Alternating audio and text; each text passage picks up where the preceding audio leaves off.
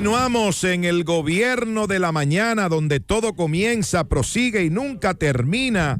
En este martes 1 de noviembre del año 2022. Y en este momento le corresponde el turno para hacer su comentario a nuestro compañero y coordinador José Luis Mendoza y Cervantes. Gracias, Nayib. Muy buenos días para ti. Buenos días a todos nuestros compañeros. Hoy, muy en especial, la felicitación por su día de días, su cumpleaños, y como muy bien decías en la introducción del espacio, por esta semana aniversaria de la vida de don Álvaro Arbelo Hijo, quien acumula pues en su haber, en su experiencia, no solamente un impacto extraordinario como comunicador a través de los micrófonos de la Z101, sino una carrera, señores, que ha sido sumamente diversa en los medios de comunicación, porque don Álvaro fue un gran cronista deportivo, un gran propulsor del ajedrez como materia de deportiva y de enseñanza en el país, y también no podemos obviar también su paso por el análisis del arte como crítico de arte y de cine, sí. Una pasión que comparte con mucha gente y donde también sin dudas que proporcionó a muchos la base para ser cinéfilos. Y no olvidemos también su paso por la prensa escrita a través de sus cápsulas, esa columna que por muchos años fue material obligatorio de lectura para muchos de nosotros. El periódico El Nacional. Periódico El Nacional, así es. Nuestro abrazo para la figura de don Álvaro Arbelo Hijo. Larga vida, más todavía, y salud, porque es mucho lo que todavía puede y tiene para dar a este pueblo dominicano. Bueno, voy de alguna manera a empezar esta participación dándole seguimiento, como siempre, a los aportes informativos que hace nuestro querido compañero Rosendo Tavares Villalobos, hoy en un día muy cargado de información, porque no solamente está el tema postelectoral brasileño, que es complejo, no solamente están los temas de nuestra región del Caribe, una de las naciones más influyentes en la geopolítica mundial tiene comicios, ya de hecho se han cerrado ya las urnas. Hoy elige Israel sus cuartos comicios legislativos en 5 años.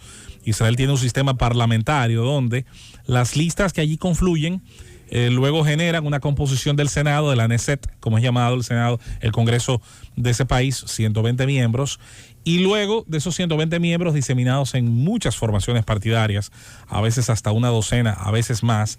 Muchos de esos partidos se forman prácticamente 1 año, 2 años antes de los comicios. Muchos partidos son de nuevo cuño y algunos, como el Likud, ya son históricos, o como el Partido Laborista, que es un partido prácticamente fundador, pero que no tiene el peso que tuvo alguna vez. Hoy, Yair Lapid, que es primer ministro, corre la posibilidad de no obtener suficiente apoyo, de no obtener una coalición lo suficientemente numerosa y pudiera volver a manejar los destinos de esa nación como jefe de gobierno, nada más y nada menos que Benjamín Netanyahu, Bibi, como es mejor conocido en Israel, y quien ha sido desde la independencia de esa nación el individuo, el ciudadano que más tiempo ha durado gobernando ese país. Su elección sería interesante porque primero se habla ya de un último posible periodo por temas claramente biológicos. Segundo, porque sería la primera vez que consigue ganar unos comicios tras por lo menos 3 expedientes abiertos en los tribunales de su país, algunos de ellos por corrupción. Y tercero, porque en su ausencia de la primera magistratura han ocurrido hechos interesantes, como es el acuerdo de límites marítimos con el Líbano, país que está al norte, y con el que curiosamente Israel no tiene relaciones diplomáticas desde 1981, pero con el cual pues debió llegar a un acuerdo de todos modos para definir los límites de explotación de esa placa marítima, de esa zona donde hoy se está sacando una cantidad importante de gas natural, y que según Benjamín Netanyahu pues es un acuerdo que no favorece al Estado de Israel, que de paso ha tenido también un tema de seguridad interna muy importante en estos últimos meses, y por el cual mucha gente entiende que tal vez Netanyahu es una garantía por la forma en la que interpreta este tipo de fenómenos, además de que ya ha hablado de que pondrá como ministro de defensa de su gabinete, pudiera poner como ministro de defensa a un político bastante polémico, Omar Ben-Gvir, que se ha dicho sería uno de los políticos más extremistas en la historia de la democracia de esa nación. Así que atento pues a este tema, que es bastante interesante y que pudiera sin dudas marcar también el paso de los temas geopolíticos de los próximos días.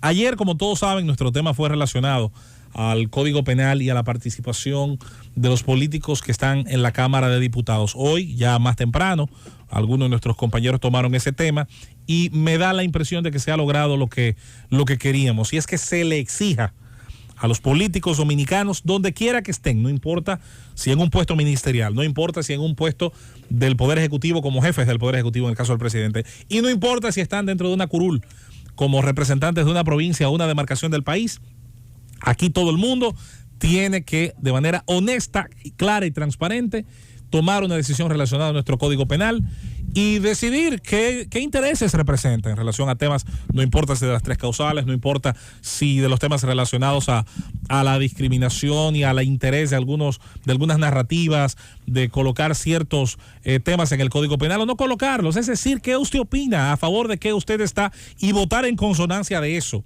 Aquí se tiene que acabar esa situación que ocurre cada cierto tiempo que se toca el tema, en el que algunos no quieren definirse por temor o a las iglesias o a lo que sea. Tú sabes qué es lo peor de todo, José Luis Mendoza y Cervantes.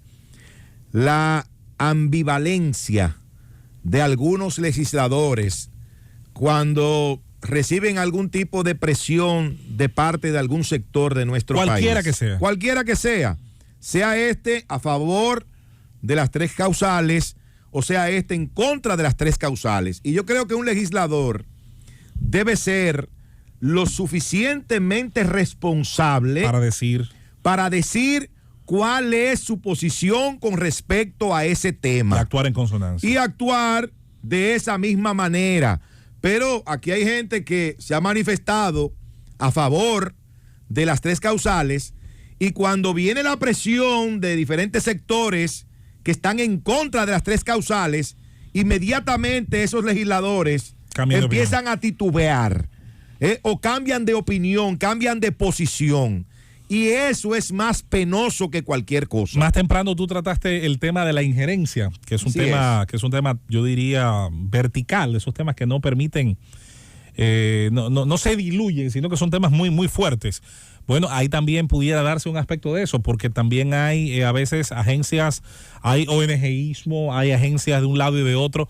Y lo que decimos aquí es que la posición que usted tenga, que yo la respeto, sea honesto y dígala, vote en consonancia, arroje un resultado y tengamos un código penal. Si aquí un embajador de un país latinoamericano se refiere a un tema como los que tocó la subsecretaria de Seguridad de los Estados Unidos, Usra Sella, si un embajador latinoamericano se refiere a eso aquí, inmediatamente le entran. Y le piden lo acaban. Y le piden al país que lo mandó que lo devuelva. Exactamente. Recoja, Sin embargo, como lo hacen los norteamericanos, o como dice el pueblo, como lo hacen los gringos, todo está bien, todo está nice. Se mide distinto. Ahí no hay problemas. Entonces, qué bueno que hoy, yo no estoy de acuerdo con eso. Qué bueno que hoy tanto Aníbal como otros compañeros pues tomaron ese tema. Miren, por cierto, una coletilla para terminar sobre ese tema.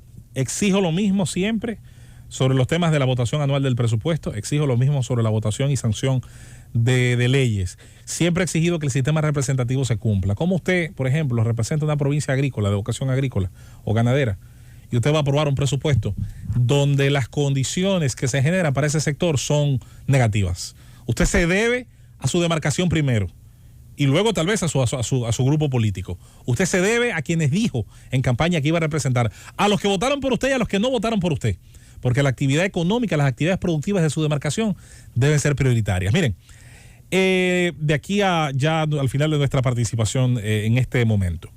El día de ayer terminó un proceso muy doloroso, no solo para las familias involucradas, yo creo que doloroso para la sociedad dominicana, aunque perdiera ya impacto en los medios, como tiende a pasar con las noticias que algún día fueron portadas y que comienzan simplemente a diluirse. Es natural, eso no es nada del otro mundo. Y es que ayer fue condenado a 20 años el matador, el ejecutor de la muerte con un disparo a la cabeza de la arquitecta Leslie Rosado. Ese acontecimiento en octubre del año 2021 fue de los que más impactó a la sociedad dominicana durante ese curso, producto de diversas razones. Primero, porque moría una persona de éxito, una persona que ante la sociedad y ante el grupo de personas que le conocían y con los que se relacionó, pues representaba, digamos, ese sitial, una mujer realizada con su familia, con sus hijos, y que estaba justo en ese momento, como muchos otros dominicanos desean, anhelan hacerlo cada vez que pueden, disfrutando de las playas, del clima de nuestro país y de un evento familiar del que venía. Luego, porque no hay ningún tipo de fundamento ni justificación, ni siquiera el que arguía en algún momento el imputado, para justificar el disparo a la cabeza en presencia de su hija pequeña y en su vehículo del que fue objeto Leslie Rosado en vida y del que terminó muriendo por ese impacto poco después. La realidad de este hecho es que demuestra dos cosas, algunas de ellas no necesariamente positivas. Para un caso en la República Dominicana llegar a feliz término, tanto de investigación policial, levantamiento del Ministerio Público y feliz término en cuanto a una sentencia tras un proceso oral público y contradictorio, tiene que darse una situación que haga al caso célebre, público y que se convierta en una polémica mediática. Daría la impresión, y esto hay que decir que no es malo que ocurra, porque somos una sociedad abierta, con medios que manejan cada uno de acuerdo a sus intereses, su dinámica, pero ciertamente sería penoso pensar entonces que los casos de los nadies, que los casos de quienes no tienen esa imagen, de quienes no tienen ese impacto social, de quienes no tienen la prestancia de algunas víctimas, entonces no se darían las condiciones. Y voy simplemente a pensar en los casos de muchos nadies y muchos anónimos, en uno que es sangrantemente del presente. Yo ayer vi un trabajo de prensa sobre la familia del fallecido, de la víctima del choque, del accidente, si se le puede llamar así, donde el citado, Honguito Guada, del que se hablaba el día de ayer, se lleva a una persona que en un motor venía de trabajar. Y ayer yo vi la familia de esa persona, de ese fallecido, de esa víctima, de ese ser humano. De ese ser humano. Y conocer el caso de su niña pequeña que dormía abrazado a él todas las noches y con un trauma del que todos sabemos lo difícil que será en lo adelante de superar. Me da mucha lástima y definitivamente ahí entran varios aspectos cuando se hablan de estos temas. Como primero se buscan justificaciones, señores, las más baladíes, algunas de ellas altamente irrespetuosas de la condición mínima de integridad del ser humano.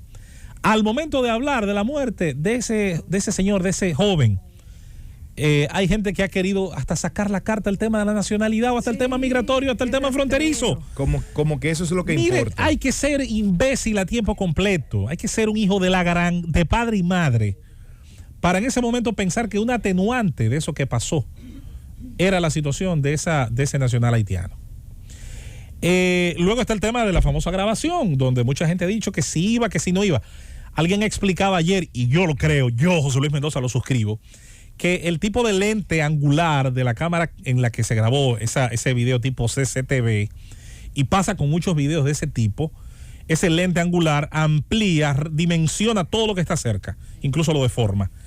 Y hace un ejercicio, voy a buscar esa cuenta, de hecho, compartirla con los compañeros, donde traza que la mitad de la vía, pues no necesariamente corresponde a lo que se percibe fácilmente, y mucha gente ya estaba diciendo, pero es que iba en vía contraria. Exacto, que él chocó de frente y que él venía en vía contraria. Yo vi el video también. Así es. Y esto primero tendría que comprobarse con un peritaje, y yo ayer viendo a una persona que parece conocedora de esos temas en materia tecnológica, yo suscribo, opino, creo que lo que vi me resultó convincente, al menos a mí. Luego está el tema, señores, de que el caso de Leslie Rosado cierra la herida jurídicamente, legalmente, porque ahí hay unos hijos que nunca van a cerrar una herida completa. Hay un esposo, hay una familia, hay un padre, hay un entorno, hay amigos que van a tener una situación que no tiene que ver con lo jurídico, tiene que ver ya con otros aspectos emocionales. Pero la sociedad ya desde el día de ayer ya termina el proceso de verificar que terminado este tema jurídico, a menos que haya una apelación por parte de los defensores del imputado, bueno, pues ya ayer ya hay una sentencia, dos sentenciados en un mismo cuerpo, de un mismo dispositivo, uno a 10 años por colaboración con el matador y uno a 20 años, que es precisamente el matador. Se hizo una investigación, un levantamiento. La sociedad, yo creo que en gran parte puede estar satisfecha, puede estarlo. Pudiera tal vez alguien discutir si debió ser más, si debió ser mucho peor todavía, pudiera eso debatirse, pero mientras tanto hay una decisión y el Estado de Derecho se proclama en esa sentencia. Mucha gente tiene dudas, yo la tiene mucha gente de manera razonable, de que la manera en la que inició este caso y su levantamiento, y donde, claro, a todo el mundo es que tiene presunción de inocencia hasta que se le demuestre lo contrario, incluido cualquier antisocial célebre, incluido cualquier antiejemplo célebre, no hay problema, se le respeta esa situación de su presunción de inocencia, pero hay que tener mucho cuidado con el levantamiento correcto que se tenga, hay que decirlo, del trabajo científico y forense de la policía. La toma de las huellas de ese vehículo del que se dice ahora era otra persona que lo estaba manejando. Hay que hacer un levantamiento correcto de la traza de las cámaras, tanto públicas como privadas, que pudieran haberle dado seguimiento al vehículo, a ver quién se apió primero. Porque en el de las huellas, ya luego de haber desaparecido de la escena donde ocurrió este terrible accidente que le costó la vida a ese señor, ya pasó tiempo y hubo tiempo suficiente para poder borrar todo eso, limpiar ese vehículo por dentro y luego poner las manos del individuo que hoy aparece como la supuesta persona que iba conduciendo esa jipeta. ¿Entiende? Sí. Entonces, es difícil. Ya sería por las cámaras, a veces, testigos, no sé de qué otra manera. A veces, sobre todo en hechos como ese, hay que apelar, y los buenos persecutores, los buenos fiscales saben que el hecho de que no haya crimen perfecto ocurre porque ni los crímenes planificados tienden a tomar en cuenta todos los detalles. Tengo un aporte, dice el general, eso es la información que tengo, Brown Pérez, que llama a un comunicador y le dice que en el día de hoy van a entregar los videos, o sea que hay videos, y que él, no sé en qué calidad, se toma o se arroga el derecho de informarle a un comunicador que hoy, a través del Ministerio Público, se iban a presentar los videos del choque. Entonces, miren por dónde van las... Exacto. Qué barbaridad. Entonces, parece que sí hay algunas imágenes de cámaras de oficiales y que se van a presentar hoy a través del Ministerio Público. La sociedad exige... Creo que por ahí podría venir un levantamiento. Pero qué mal, ¿eh? Sí, muy mal. Que esa forma sea la sociedad exige un levantamiento riguroso, le exige a la policía, le exige al Ministerio Público un comportamiento riguroso. Hay dos igualdades para los seres humanos. Una es la muerte, que es la igualdad suprema, y la otra debe ser la ley, que debe ser esa es la única que yo creo entre los vivos. No creo en ninguno de los otros tipos de igualdades, siempre me resultan de agendas políticas. La igualdad de los vivos es la ley y la otra es la muerte. Pero ya... La rigurosidad con la que se trabaja ahí, Rosendo, decías. No, ya la policía hizo su labor. Ya la persona que se vincula con el hecho, el famoso tipo el cantante, identificado, y la persona que dice que él andaba manejando. Todavía hay levantamiento forense. Sí. Ya lo que viene ahí es la investigación. Exactamente. Exacto. Pero ya eso es labor de la justicia. Para establecer el verdadero responsable del accidente. Claro, pero ya eso es labor de la justicia, que lo tiene a los dos ya. No, es de la policía también, porque la policía es quien investiga bajo la dirección del Ministerio Público. Sí, pero ya están los dos identificados. Lo que va es la investigación del Ministerio Público. Si realmente fue el que ahora se presenta o fue el antisocial ese, que no quiero ni mencionar su nombre. Cierro diciendo que la policía sabe muy bien, y esto que voy a decir no tiene su segunda, porque yo en esto soy bastante claro. La Policía Nacional sabe muy bien qué uso darle a los celulares en estos casos. Ellos lo saben. Y saben muy bien cómo identificar a través de llamadas, celdas y ubicación. Exactamente. ¿Qué puede haber pasado a partir de tal momento, a partir de tal movimiento, y si de tal persona que necesita a tal persona ocurrió una comunicación? No nos hagamos los húngaros con eso. Posiblemente esa persona que murió, insisto, no era prestante, no tenía prestigio, no tenía impacto social. Es cierto, puede ser, pero es un ser humano. Mañana puede ser un hijo mío, que Dios no lo quiera, porque a lo mejor si ocurriera, nosotros quizá en ese momento no apelaríamos al Estado de Derecho. Exactamente. Así que vamos a exigir como si fuera un hijo de nosotros, vamos a exigir como si fuera un hermano, vamos a exigir como si fuera un prestante, porque esa es la suprema igualdad de los vivos, la ley y todo lo que la ley concursa para que este caso pueda llegar a un término satisfactorio. Llévatelo, Pungo.